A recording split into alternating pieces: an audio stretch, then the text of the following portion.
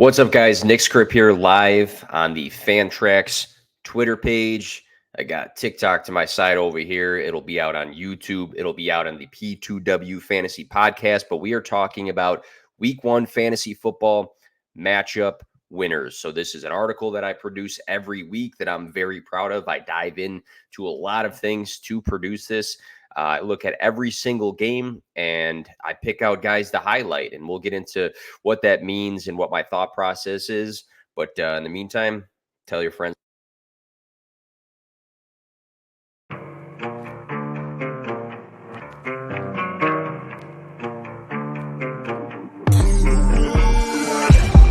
I play to win, no fear to give. I feel, but I can't forgive. I go all in this time, yeah, I won't regret. I'll pick the best on trip, they don't understand. I play to win, yeah, I play to win, I play to win. Yeah, I play to win, I play to win. Oh, play to win, I play to win. Yeah, play to win, I play to win.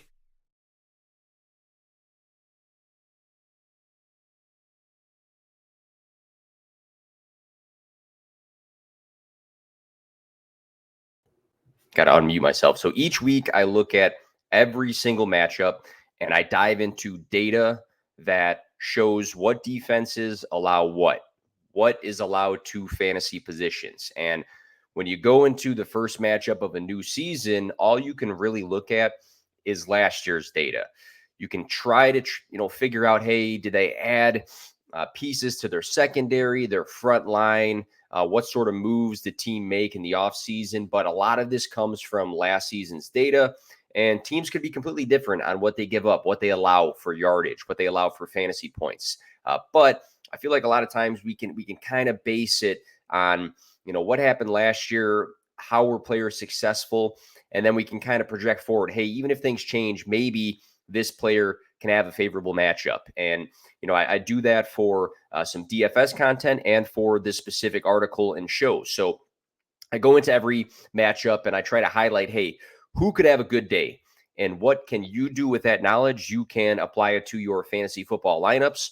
You can apply it to your player prop picks, your DFS builds, whatever. I feel like, the first two games, which I'm about to get into, I hit well on guys I spotlighted and highlighted, especially last night, because I included those players in my article, and I'll get into that in a second. But let's talk the two games that already happened and what we should take away from those specific games. So Ravens versus Chiefs, obviously a very good game on the Chiefs side of the ball. 20 for 28, 291 for Patrick Mahomes, a touchdown, an interception. Not a great fantasy week, but I think what is encouraging is that Rashee Rice looked very good. Xavier Worthy looks explosive. You look at Patrick Mahomes historically, and in the past he had the Tyreek Hill and the Travis Kelce connection. In the past, he's had two guys he can rely on. Even last season, two guys that he can rely on with Travis Kelce and Rashee Rice, and then a bunch of complement pieces. What I think is scary is that once this team is fully healthy, he has the most weapons he's ever had, Patrick Mahomes, with the Xavier Worthy addition on top of Rashee Rice and Travis Kelce, and Hollywood Brown is going to get healthy, hopefully, at some point. So not a great fantasy week for Patrick Mahomes, but Rashee Rice, 7 for 103. He looked great.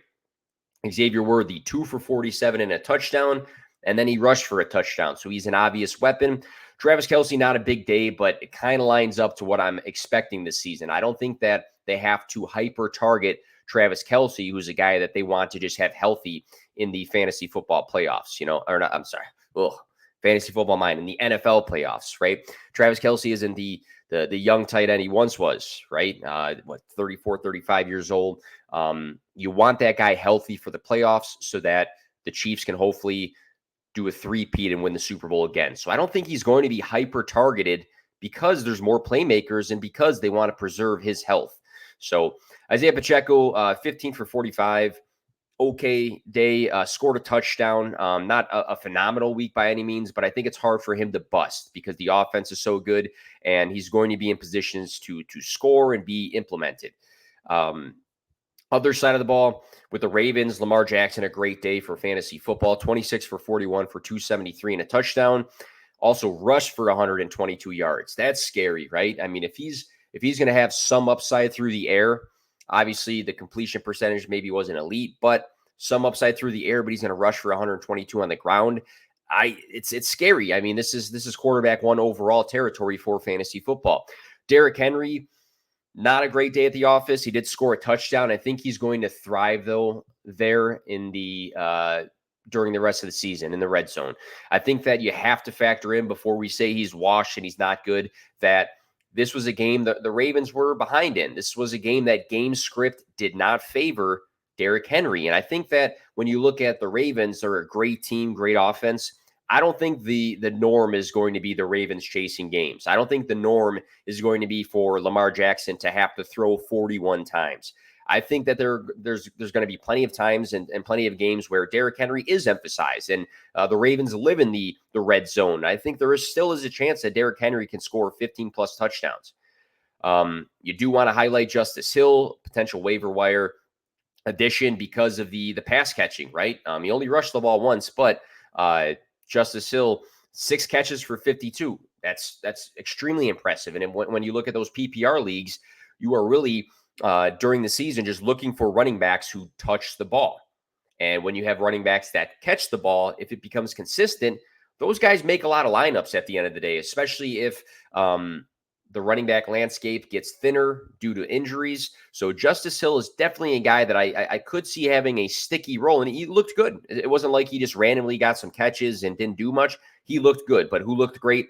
Isaiah Likely, right? It's a big L for me. I faded him because I didn't see his importance to the offense, but he was on the field nonstop. 9 catches for 111 yards and a touchdown, almost scored 2 touchdowns to tie up the game and maybe win the game. But he looked good. It's not just that, hey, he got a lot of targets and he was involved a lot. No, like he looked like a fucking baller at the end of the day. I mean, he's sitting out there juking defenders like he is Lamar Jackson. He's been watching his teammates highlight tape doing the same thing. So I think Isaiah Likely, when you look at just the fluidness of him with the ball in his hands, him being a guy that saw a ton of targets, very impressive, probably one of the biggest waiver wire moves. He looked like he got hurt at the end of the game, but it looks like everything's good there. Obviously, pay attention. But Mark Andrews, I wouldn't completely, fade him to oblivion.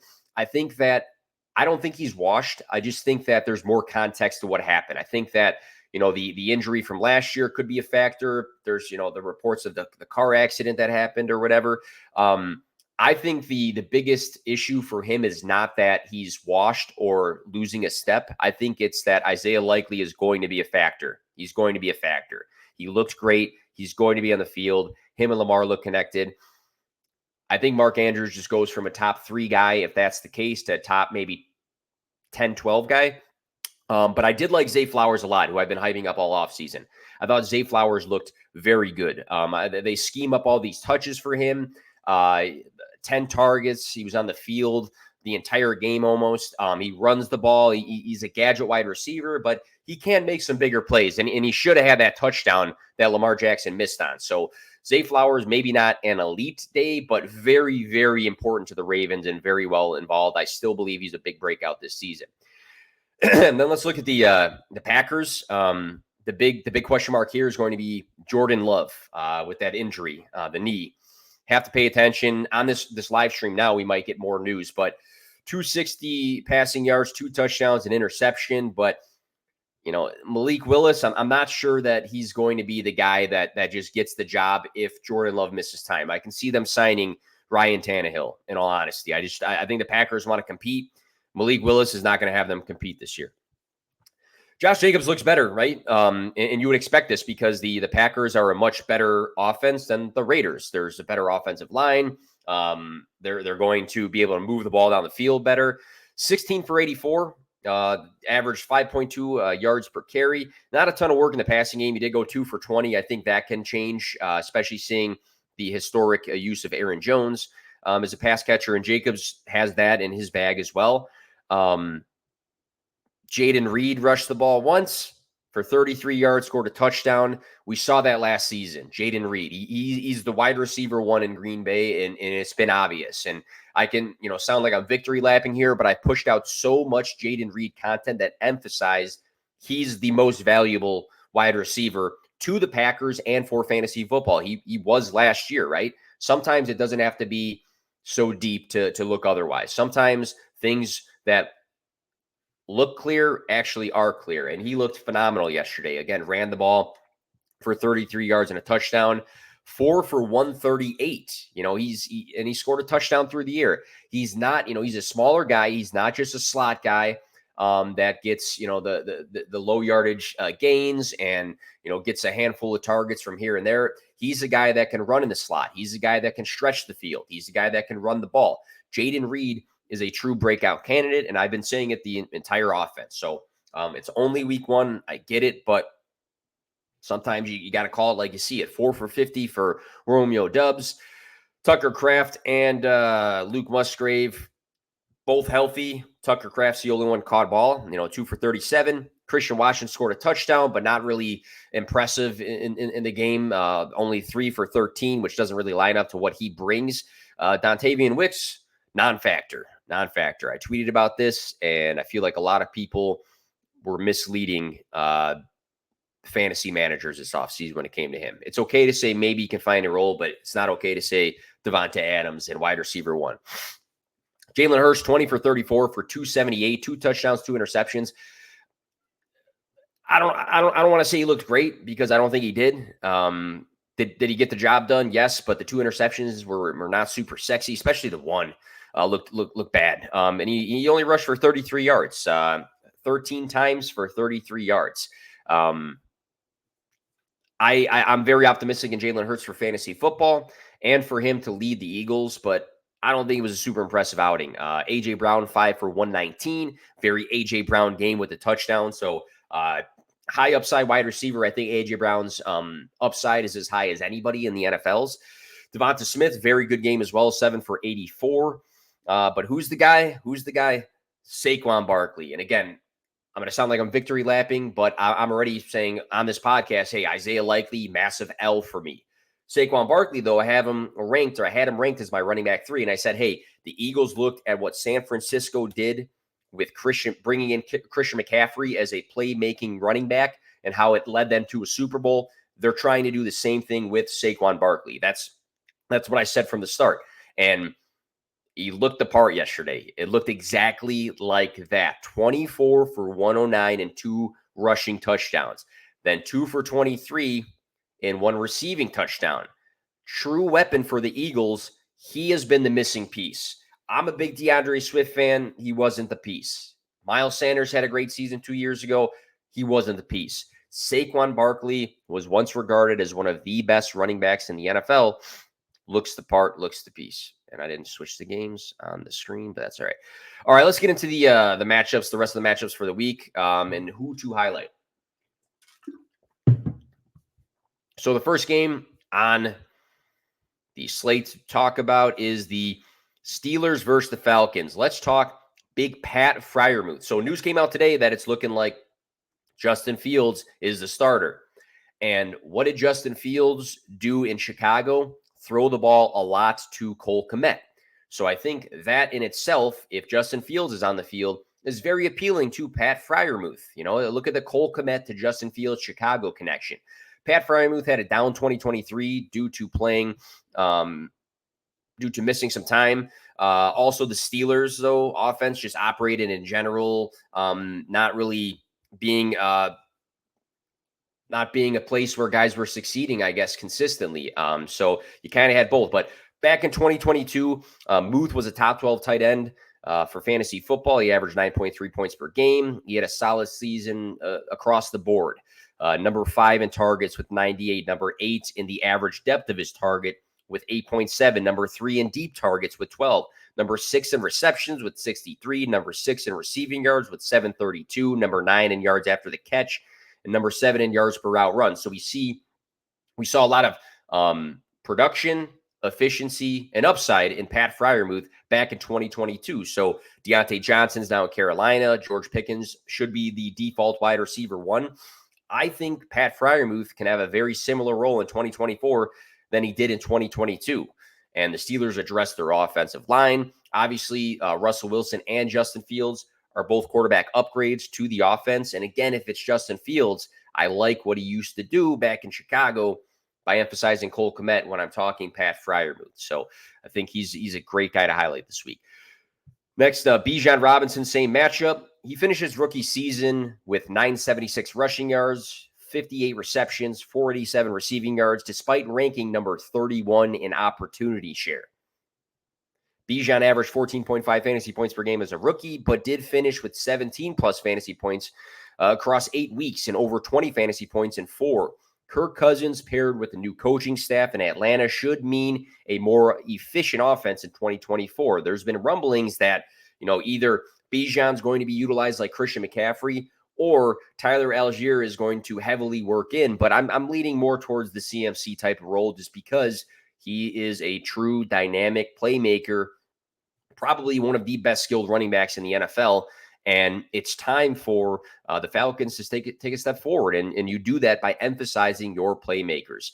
The Steelers were tied for 12th in fantasy points per game, allowed to running backs last season as well. So I think it's a good matchup for Bijan to have his first big day.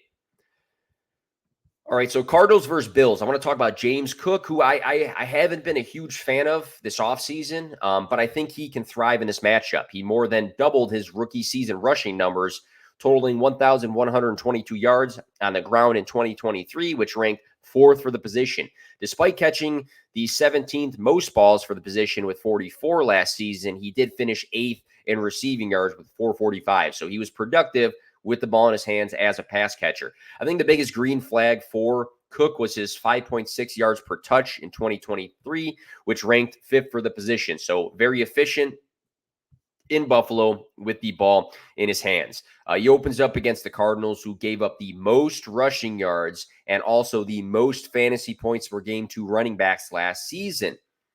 It's a questionable pass catching core right now for Buffalo. I think they have to figure things out as the season goes. So I wouldn't be surprised if they lean on the run in the opener, which would make a lot of sense just seeing that last year teams beat up the Cardinals on the ground. So I think James Cook can have a very nice week. All right, so the Titans versus my Chicago Bears. While the Bears allowed the least rushing yards per game in 2023, they still managed to give up the 9th most fantasy points per game to running backs. I have a feeling the Bears take control of this week 1 matchup, which could mean an emphasis on the passing game. While Tony Pollard and Tyjae Spears both caught over 50 passes last season, I feel Spears will command more work through the air while Pollard is more focused on the ground early. I think it's a 50-50 backfield. I actually believe that. But I think if one guy's going to have more of something and the other guy's going to have more of something else, I think it's going to be Pollard a little bit more rushing, Tyjae a little bit more pass catching. So I think garbage time pass catching could mean a useful Spears week, who totaled 52 receptions and 385 receiving yards as a rookie on a Titans team last season that had Derrick Henry.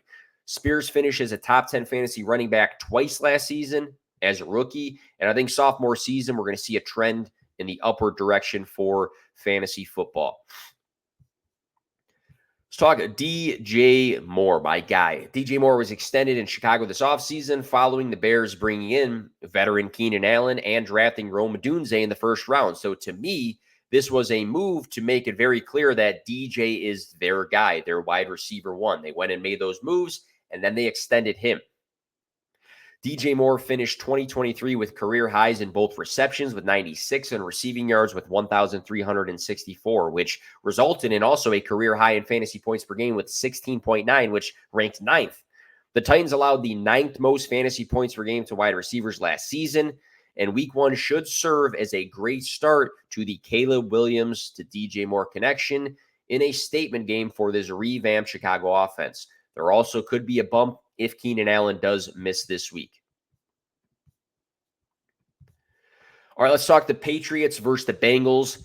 Jalen Polk has been a player I have pushed tons of content out on this offseason. The Patriots' second-round selection in 2024 was the first move that they made after selecting Drake May in the first round. Polk capped off his college career with a breakout 2023 season for Washington, recording 1,159 receiving yards and 9 touchdowns, and that was with Rome Odunze on the field with him. Polk can make the big plays. He fights for the contested catches, and he has the build of a wide receiver 1, which are traits I don't think are in any other wide receiver for the Patriots when I'm looking at their wide receiver room. In a game where the Patriots' hand will probably be forced to pass, I have a feeling Jacoby Brissett is going to have to try to push the ball down the field. I think there can be some upside in Jalen Polk if he does indeed operate as their wide receiver one, which I project he does. The Bengals allowed the 10th most fantasy points per game to wide receivers and the 5th most passing yards last season. Very interesting with Jamar Chase. He still has not been paid, wants to get paid, said he's going to play, said he's going to be limited. Joe Burrow missed time in 2023. Jamar Chase missed time in 2022. And in 2021, when those two played a full season together, Chase, as a rookie, finished with 1,455 receiving yards and 13 touchdowns as, again, a guy just entering the league. In the 38 games played with Burrow, Chase has averaged 87.05 receiving yards, 0.74 receiving touchdowns, 19.27 fantasy points per game. I truly think that the LSU turned Cincinnati QB to wide receiver connection between Joe Burrow and Jamar Chase, if everyone's healthy, is the highest for fantasy football. I think it's the best connection. I think the Patriots can be the start of Jamar Chase's massive season that, if he's out there playing, can break fantasy football. All right, let's talk the Texans versus the Colts. CJ Stroud threw for 384 and 2 touchdowns in week 2 against the Colts last year, and then for 264 and 2 touchdowns in week 18 against them. Stroud had an immediate impact on fantasy football as a rookie. 4,108 passing yards through 15 games just speaks about that. The trio of Nico Collins, Tank Dell, and veteran newcomer Stephon Diggs, on top of pass-catching veteran, another newcomer, Joe Mixon, will lift Stroud's passing ceiling even higher this season in 2024. So scoring over 20 fantasy points in both weeks against the Colts last season and having everyone healthy with the Texans brings me a lot of optimism that this is going to be a huge CJ Stroud week. Other side of the ball, in week 2 last season, Zach Moss rushed for 88 yards against the Texans, and the Colts totaled 3 rushing touchdowns. Then in week 18 against the Texans, Jonathan Taylor rushed for a monster 188 yards and a touchdown to cap off the season. 2023 was a season with a lot of missed time for Jonathan Taylor, but he did finish with 95 yards in week 8, 91 yards and 2 touchdowns in week 12. 96 rushing yards and a touchdown in week 17, and then that 188 rushing yards and a touchdown in week 18 to finish the season against the Texans. This is the same JT that rushed for 1,811 yards and scored 20 total touchdowns in his last fully healthy season back in 2021. I think Jonathan Taylor bounces back big time for fantasy football, and I think it starts this week against the Texans. All right, the Jaguars versus the Dolphins. Playing against the Dolphins typically means attempting to keep up with the Dolphins through the air, which is what Trevor Lawrence may be tasked with in week 1. The likes of Christian Kirk and Evan Ingram are T-Law's reliable outlets, but I think the Jaguars are going to need some upside in week 1 against Miami. So insert first-round rookie Brian Thomas Jr. into the upside role. I mean, that's an upside wide receiver when we're looking at him versus a Christian Kirk and an Evan Ingram. Brian Thomas Jr. capped off his final year at LSU in 2023 with 1,177 receiving yards and a nation-leading 17 receiving touchdowns with Malik Neighbors on the field with them. Lawrence is coming off of a season where he only threw 21 touchdowns, so bringing in a guy who has a ton of upside in that specific category was a no-brainer for the Jacksonville Jaguars. Reports have indicated that Brian Thomas Jr. is having a monster camp. He's smoking defenders. He's making big plays. Miami allowed the 13th most fantasy points per game to wide receivers in 2023, so not a top 12 matchup, but again, game script is going to emphasize passing the ball. All right, let's talk Tua. Tua Tagovailoa led the NFL in passing yards last season with 4,624 passing yards. The Jaguars allowed the 7th most passing yards last season, so Tua led the league in passing last year. The Jaguars allowed the 7th most passing yards. Seems appealing to me. There were 8 games in which Tua tossed multiple touchdowns last year, and he threw for 3 or more touchdowns in 4 of those games. The yards after catch abilities of both Tyreek Hill and Jalen Waddle, along with their abilities to stretch the field and catch the deep ball, brings a lot of upsides to Tua's numbers at the end of the day. Tua finished second in yards per attempt last season, and there are tons of efficiency metrics mixed with explosiveness in this Miami offense in general. So the Jaguars allowed the 7th most fantasy points per game to quarterbacks last season. I think Tua has a huge week. All right, the Panthers versus the Saints. Taysom Hill rushed 9 times for 75 yards against the Panthers last season in week 2 with Alvin Kamara out. Then in week 14, the Saints bullied the Panthers 28-6, but Kamara managed to rush 12 times for 56 yards and a touchdown with 3 catches and ended up for negative yardage, but still had a good game against the Panthers. The Panthers allowed the 5th most fantasy points per game to running backs last season, which is encouraging for Kamara, who averaged the 3rd most fantasy points per game in 2023 with 17.9 that people don't talk about enough. Kamara's extreme usage in the passing game last season, averaging 5.8 receptions per game, is something that I think can continue in 2024 with no added pass catchers for the Saints. Opening week can be a huge Alvin Kamara splash week. All right, the Vikings versus the Giants. Aaron Jones rushed for over 100 yards in his final 5 appearances as a Green Bay Packer last season. This offseason, Jones remained in the conference, but he switched from green and yellow to purple and yellow with the Vikings. The Vikings will be without TJ Hawkinson, who is recovering from that ACL tear. Jordan Addison's been a guy that's been limited with ankle issues. I think he plays, but he's still been a bit limited. Sam Darnold is under center, and obviously we'll be looking at Justin Jefferson plenty, but he's also going to emphasize, I think, his dual threat playmaking running back, Aaron Jones. I think Aaron Jones is going to have a huge role week 1 against the Giants. Jones caught 59 passes in 2022 after 52 in 2021 and has just sound pass catching qualities to him that could be very useful, especially if Minnesota isn't at full health.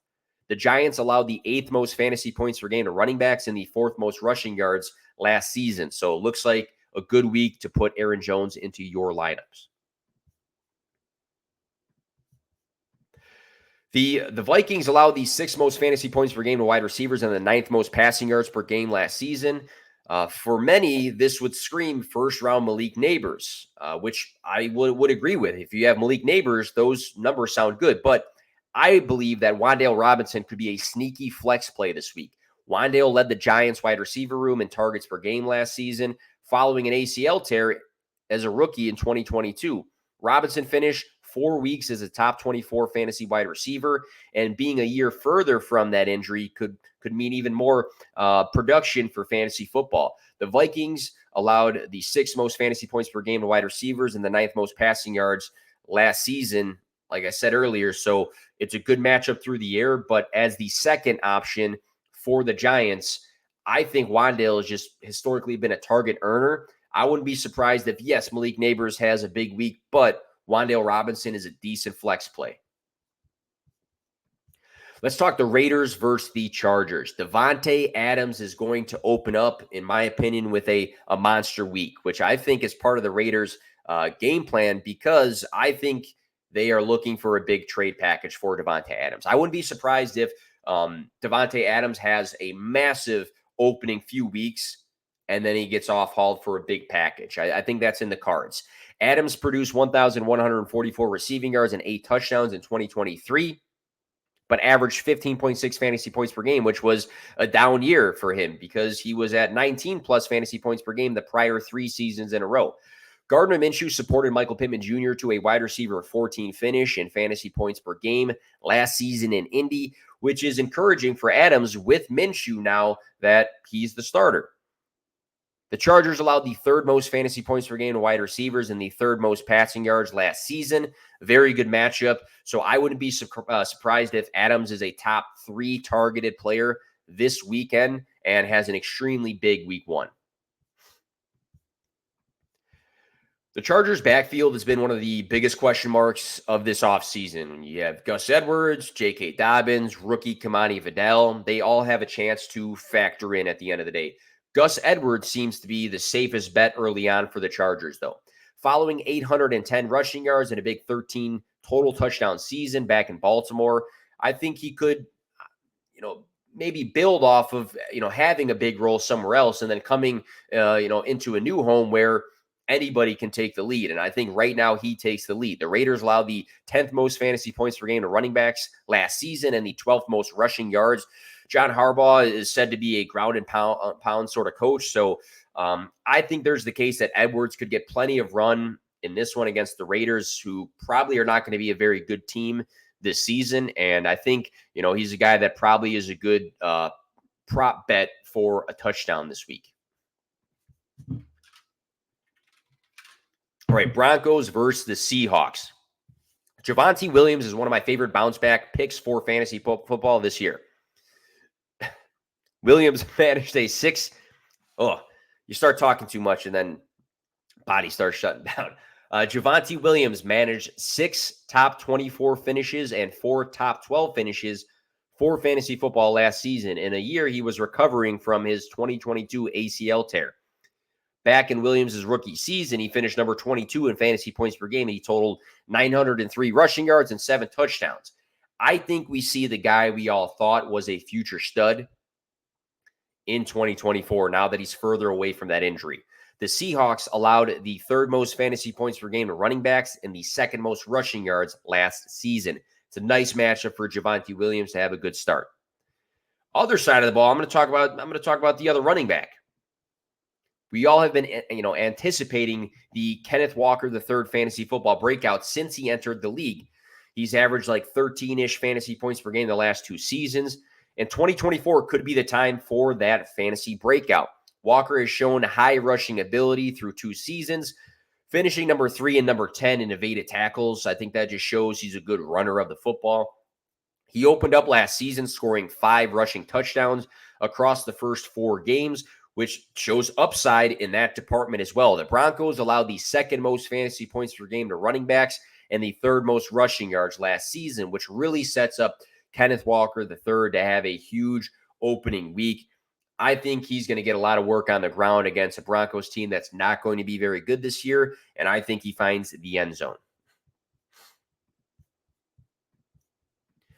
All right, Commanders versus Buccaneers. All eyes will be on Jayden Daniels and how he looks in his NFL debut. Many people look at Daniels as the next big running quarterback, and his 1,134 rushing yards and 10 rushing touchdowns at LSU last season, shows he is a good runner, right?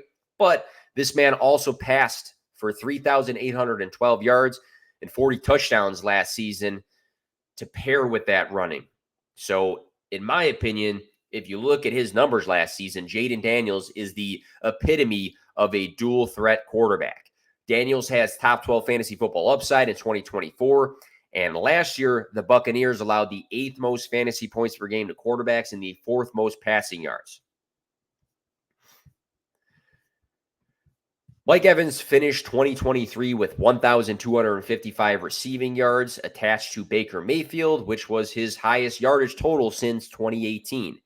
Evans scored 13 total touchdowns last season as well, and averaged 16.6 fantasy points per game, which ranked 10th for the position. Evans was targeted deep more than any other wide receiver, and his 15.9 yards per reception ranked number 12 last year. The Commanders last season allowed the 2nd most fantasy points per game to wide receivers and the most passing yards in the NFL.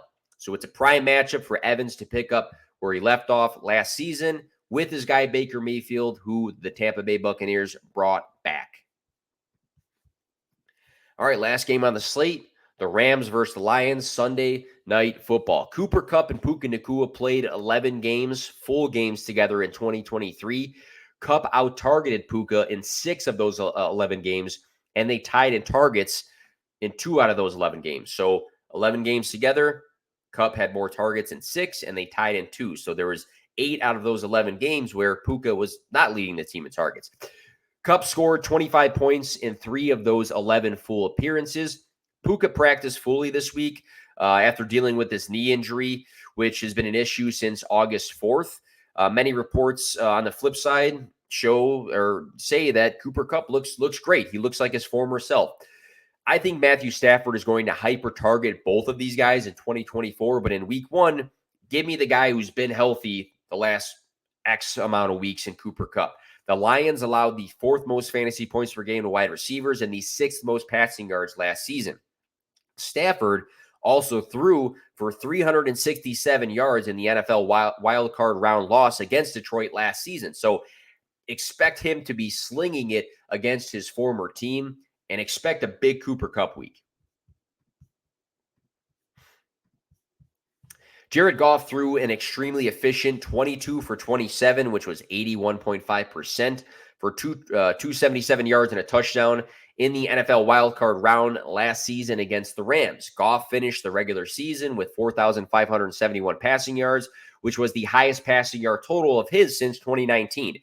30 passing touchdowns in 2023 was the second highest touchdown total of Goff's career. 17.8 fantasy points per game in 2023 was also the second highest total in Goff's career. The Rams allowed the 3rd most fantasy points per game to quarterbacks last season and are a prime matchup for Goff to capitalize again on against his former team. That'll do it for the show, guys. I'm hoping a lot of these guys help you in your fantasy football lineups and win you some money this week. Be sure you are following me on Twitter at P2W Fantasy. You can find me on Instagram as well, P2W Fantasy 2020. Be sure you are subscribed to the Fantrax YouTube channel. There's a lot of content coming out this season. I'm excited. Every day, on a personal note, I'm pushing out different types of content, video form, article form, written form, graphs, whatever. Really excited about this season, and I'm here to help you guys fucking win those championships. I'm very adamant about that. Because, like I've said from the start, don't just play to play, play to win. Let's get it this season, guys.